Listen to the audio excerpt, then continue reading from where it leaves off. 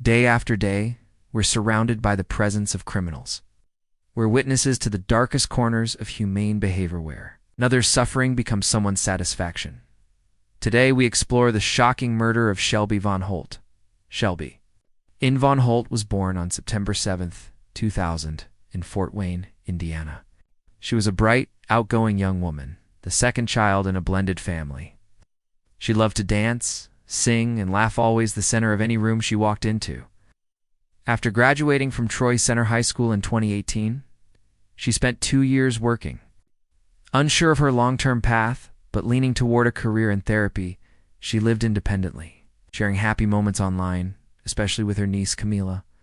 But behind the smiles, no one could have imagined the tragedy that would unfold. According to her mother, Shelby met 22-year-old Valerie Rose Hardiek through Facebook. Though they were connected, they weren't particularly close.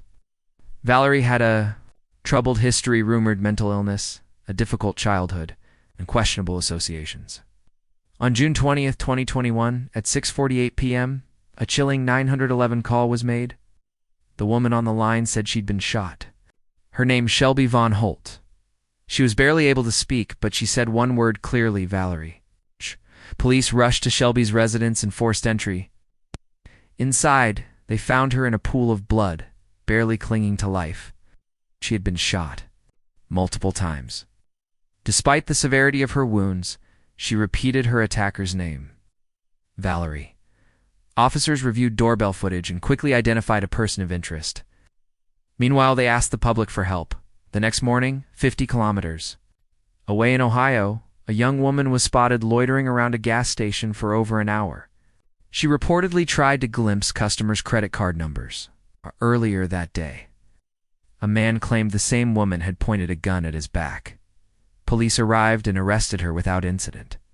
She was Valerie Rose Hardiek. In her possession, a 9mm handgun matching the caliber used in the shooting. Her car also matched the one seen fleeing Shelby's home. Valerie was held in Ohio on multiple charges, including threatening the man at the gas station.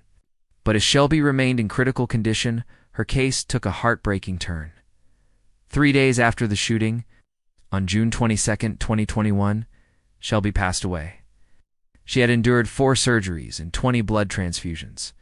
Doctors said that even if she had survived, her legs would have needed to be amputated. The motive? Investigators pointed to jealousy. Shelby had been romantically involved with a man Valerie reportedly cared deeply about. His identity was never disclosed.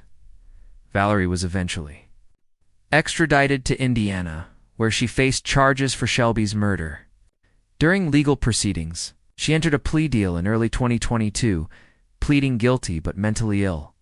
The prosecution dropped the firearm enhancement charge, which could have added 20 years. In September 2022, the final sentencing hearing was held.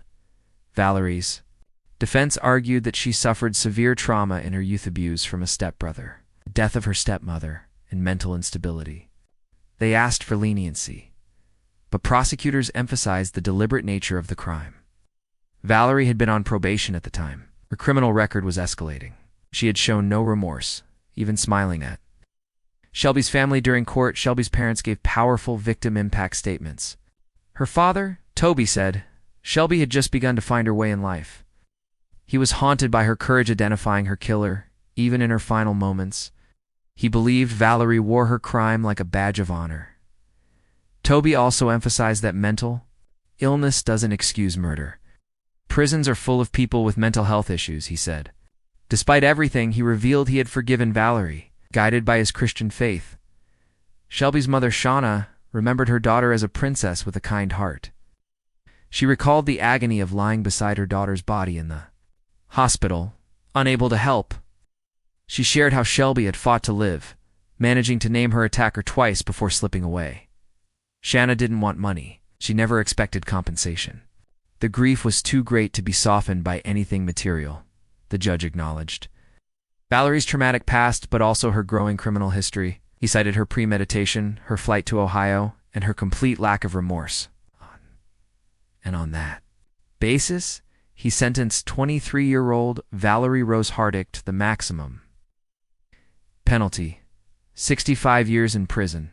The handgun used in the crime was ordered to be destroyed. Valerie is now incarcerated at Indiana Women's Prison. Her earliest possible release date is June 18, 2087. She will be 72 years old. After court, Shelby's parents said they were satisfied with the verdict, but made it clear that no sentence could ever erase their pain. Their daughter's life was stolen, and they'll carry that loss forever.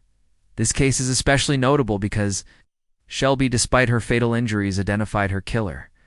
According to prosecutors, her final words qualified as a dying declaration, a rare and powerful exception in court that carries immense weight due to the work circumstances. Shelby's courage helped bring her killer to justice. If you found this case impactful, leave a comment below. What are your thoughts on justice, remorse, and mental illness in cases like this?